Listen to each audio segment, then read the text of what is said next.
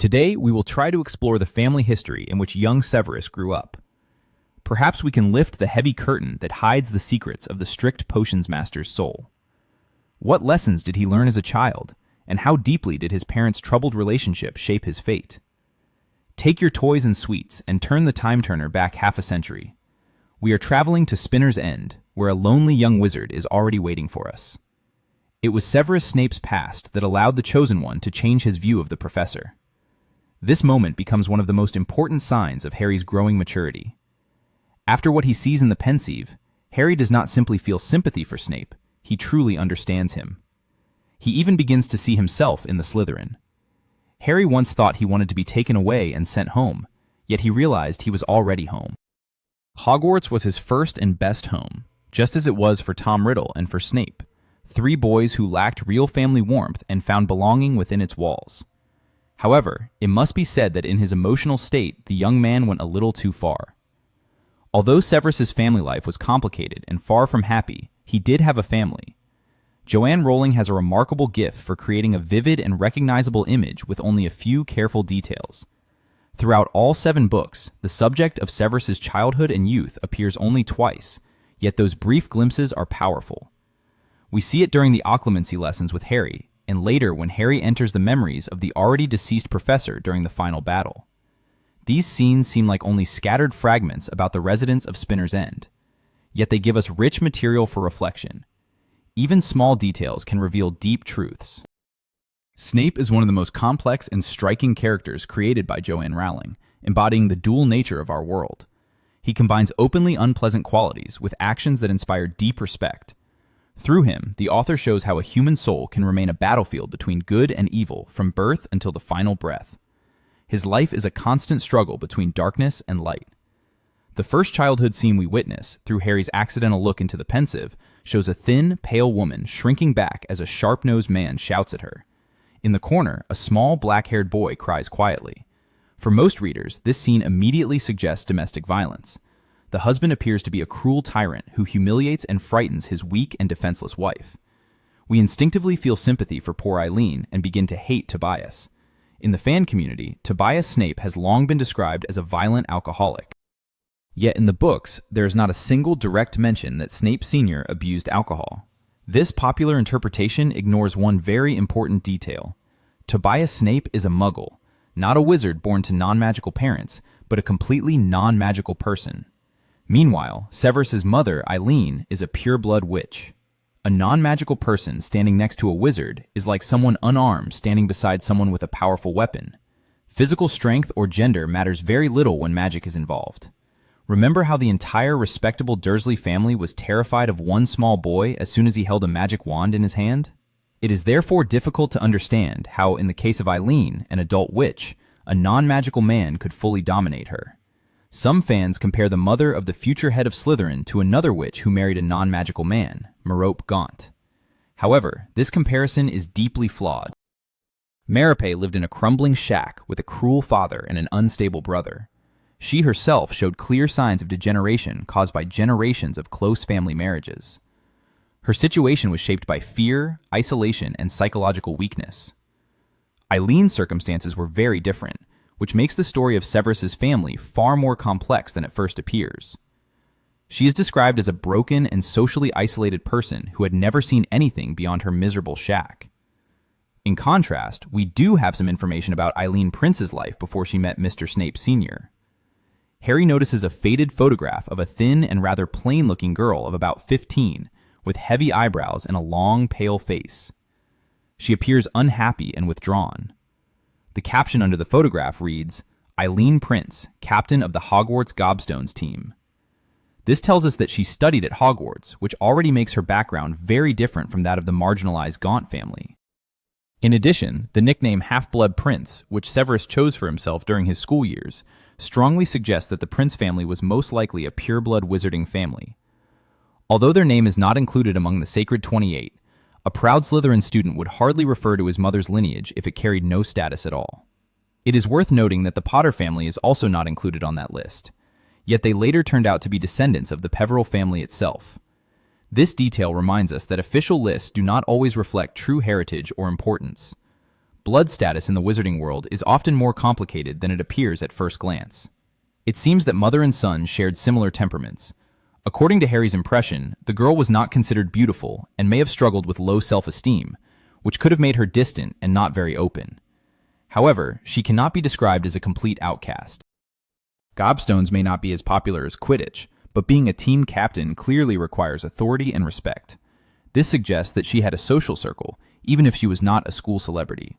It is also very likely that the future mother of the greatest double agent in magical Britain performed well in her studies. An indirect confirmation of this can be seen in her son's strong focus on academics. At the age of 11, he already preferred intelligence over physical strength. As we can see, there is very little similarity between Eileen and Maripe. This makes the story of her failed marriage even more puzzling. How could an adult and capable witch be oppressed by a non-magical tyrant when a single movement of her wand could have ensured that Tobias said nothing but, "Yes, dear," for the rest of his life? Such a situation clearly demands an explanation. Yet in the grim professor's memories, we see aggression from his father, but no sign of self-defense from his mother. It quickly becomes clear that arguments were common in their household. One can only wonder at Tobias's unexpected boldness.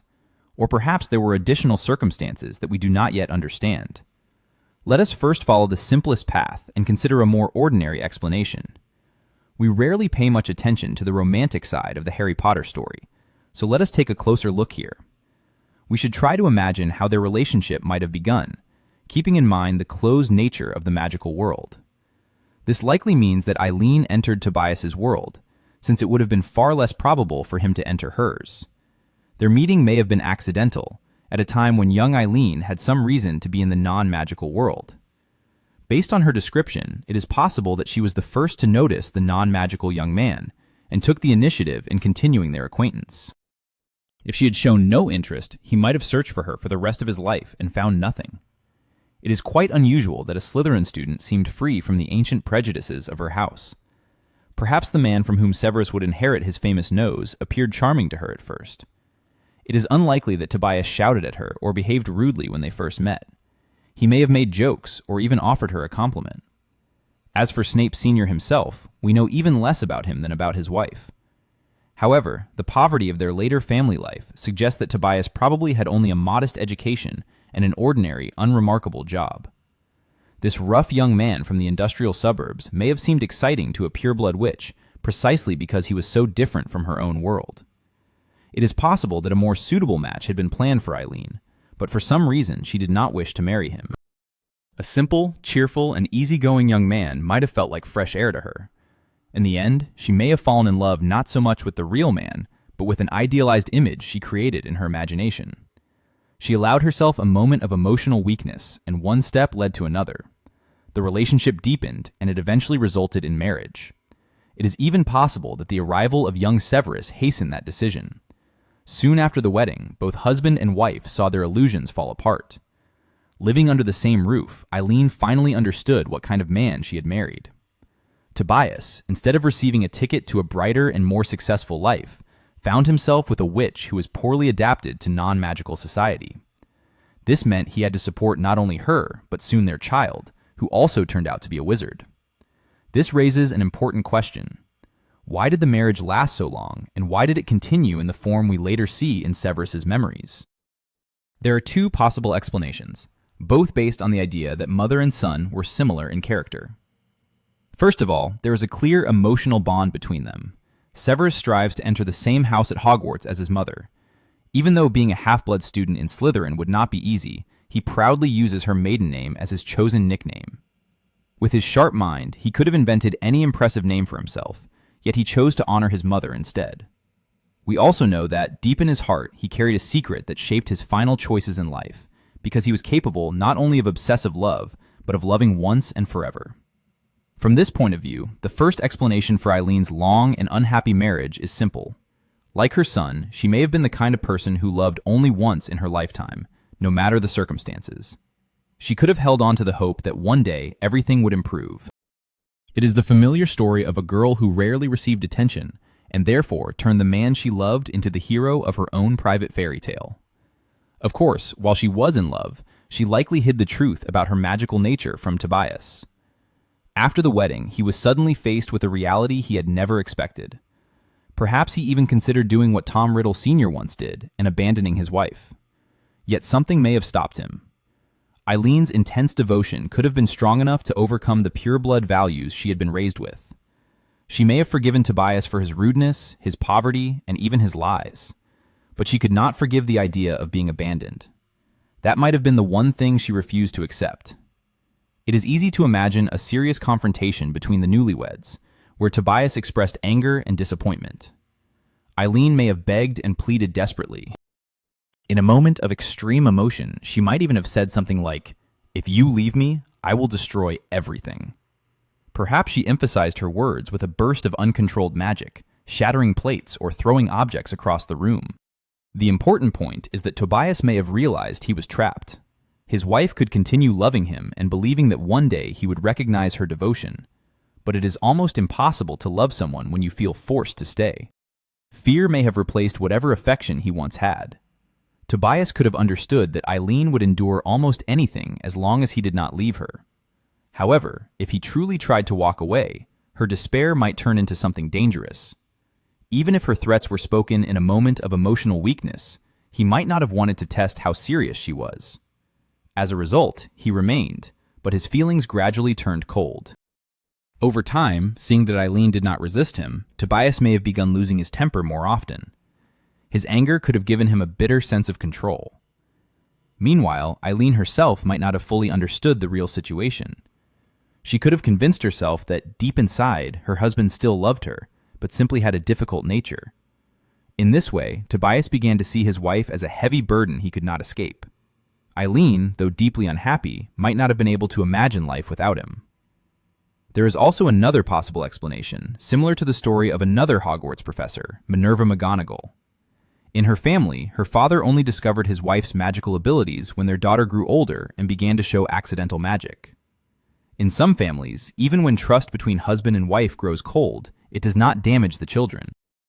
However, in the Snape household, given the difficult personalities of both spouses, such a revelation could have led to far more serious consequences. Their conflicts were not hidden behind polite silence. The tension in the house must have been felt by everyone, including the child. Now let us turn to one of the most fascinating fan theories. The Fantastic Beasts films introduced a mysterious idea that Queenie Goldstein might be connected to Severus Snape as his grandmother.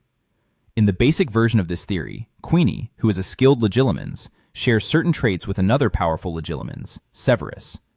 Since about half a century separates them, this would suggest a grandmother and grandson relationship.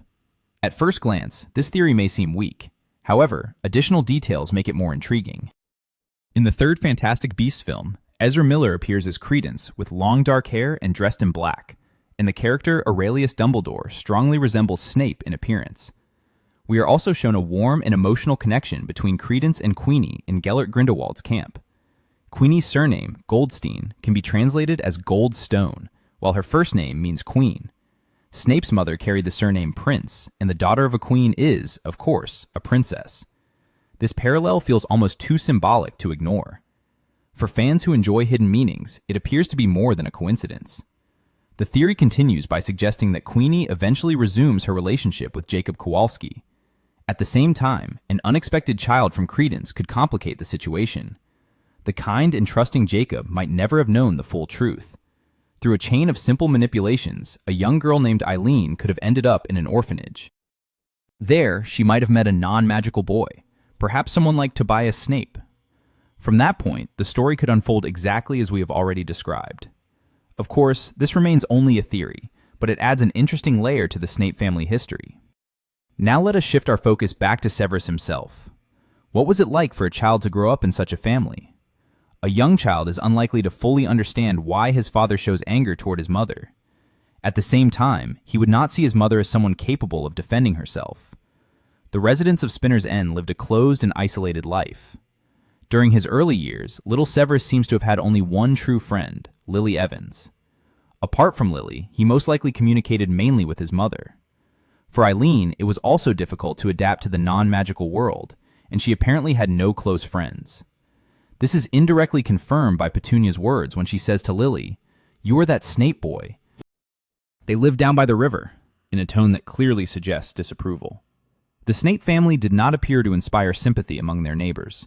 As a result, mother and son probably spent much of their time alone together. This could explain the boy's impressive level of preparation before arriving at Hogwarts. He likely received much of his early knowledge directly from his mother. The roots of his dislike for non-magical people should also be sought in his childhood.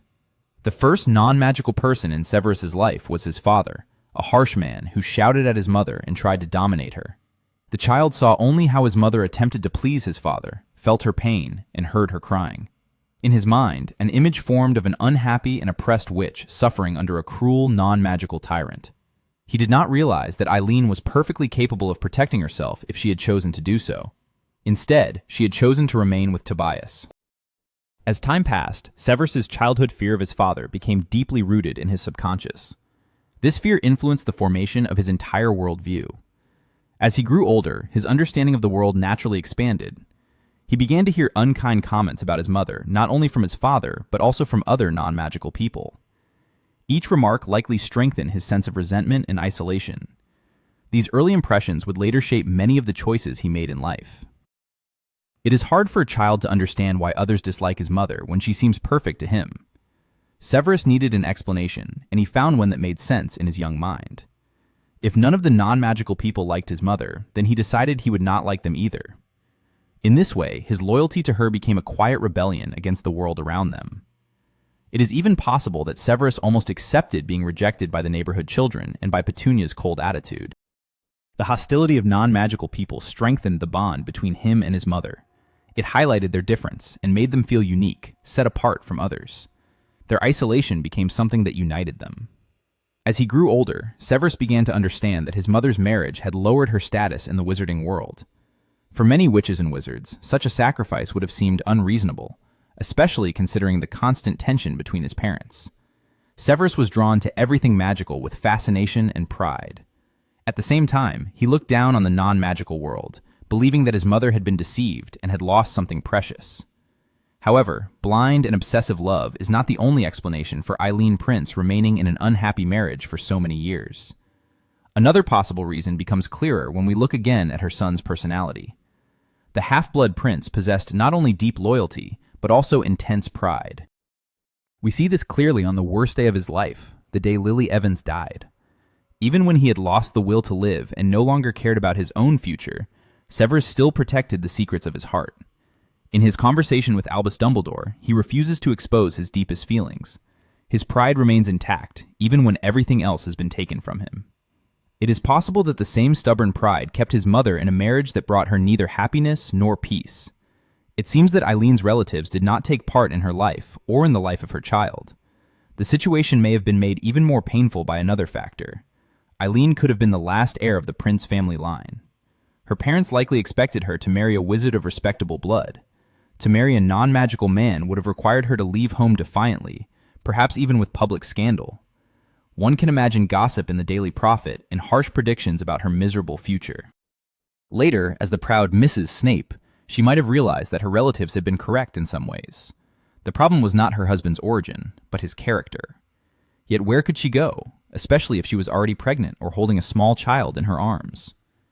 If mother and son truly shared similar personalities, Eileen would rather stubbornly endure the consequences of her choice than admit that others had been right. She might prefer to suffer quietly rather than confess her mistake. For her, pride could have been stronger than comfort.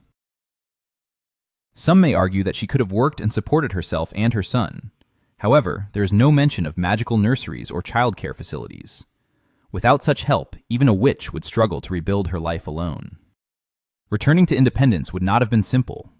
We must also remember that Eileen studied in Slytherin. In those days, students of the Silver and Green House often felt superior and kept to their own circle. If she had friends, they were likely from the same house, and progressive ideas about marrying non-magical people were probably rare half a century ago. It is unlikely she would have received understanding from them. Her family may have cut ties with her completely. Some might suggest that a strong and independent woman could have become a potions master or an inventor. Yet practical matters such as housing, laboratory space, and ingredients required real magical currency.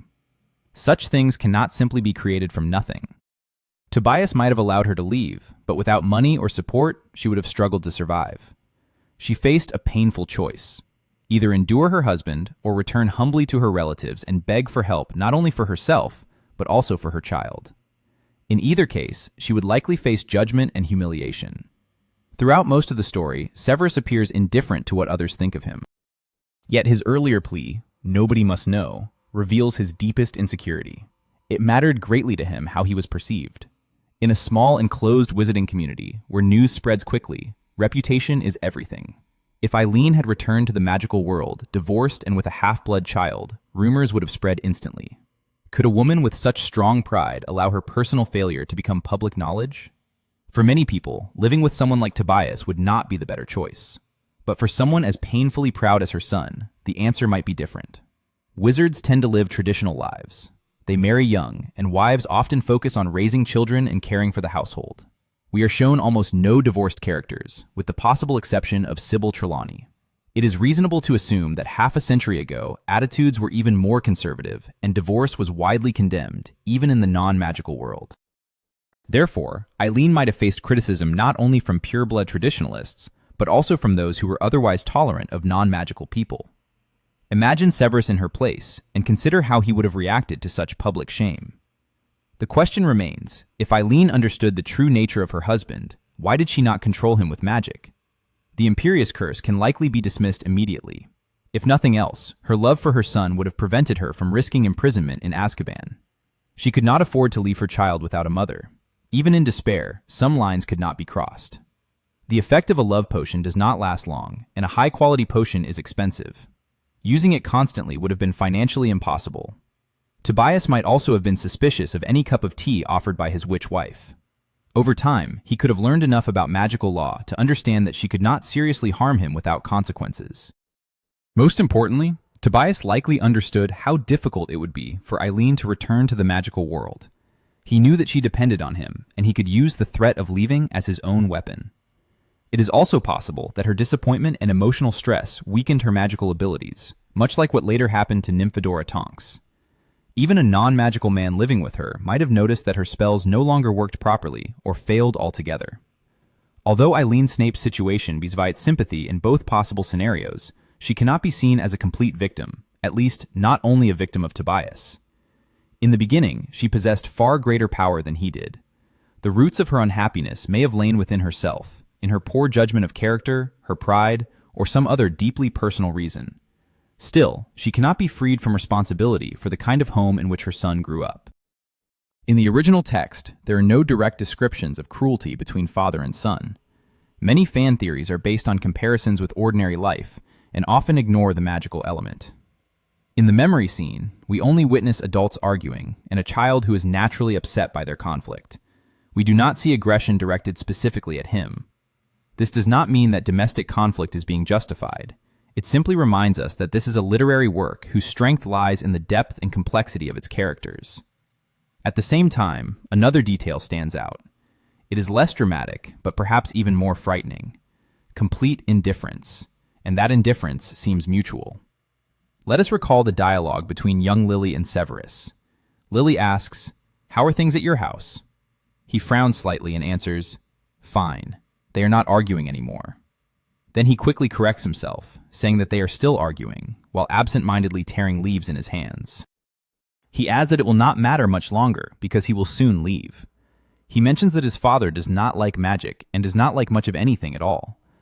By the age of 11, Severus has already learned to distance himself emotionally from his parents' conflicts.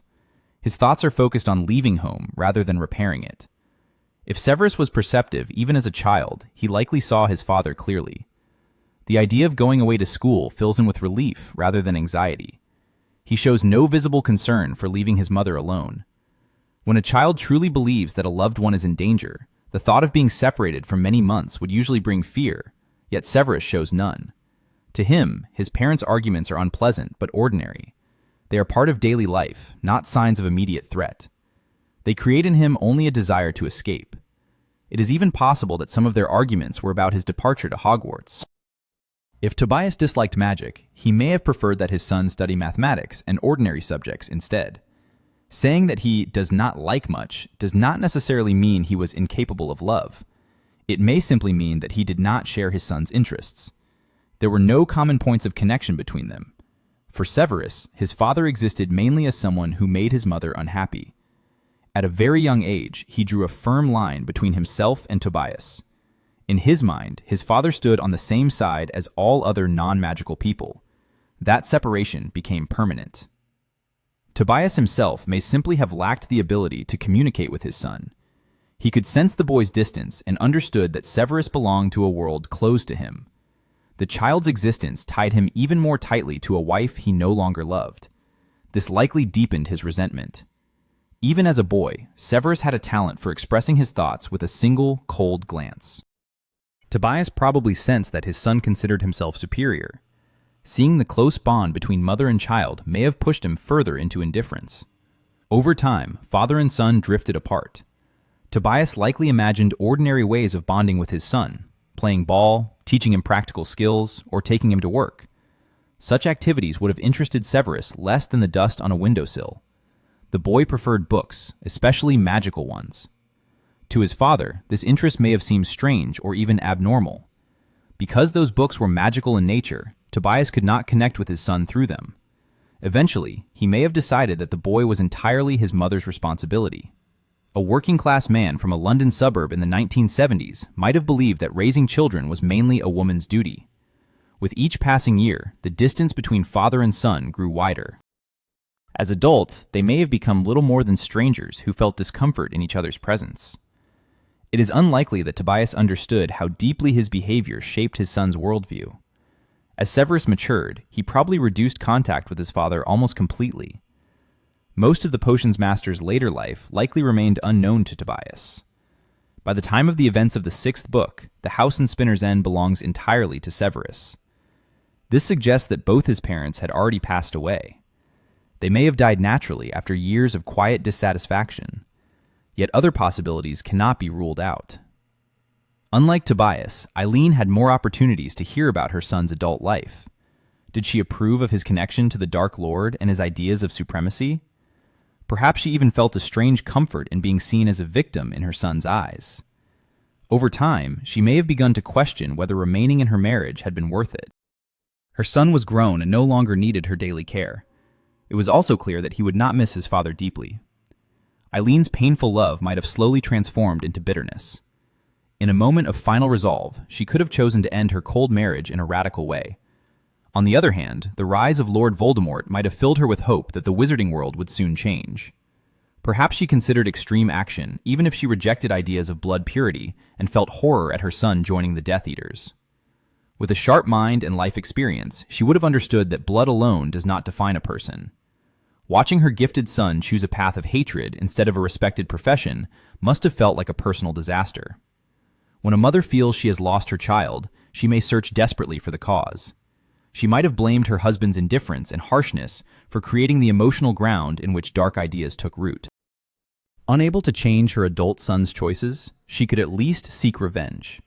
In that case, Tobias's fate may have been sealed. Removing someone who has shared your life for decades is not an easy decision.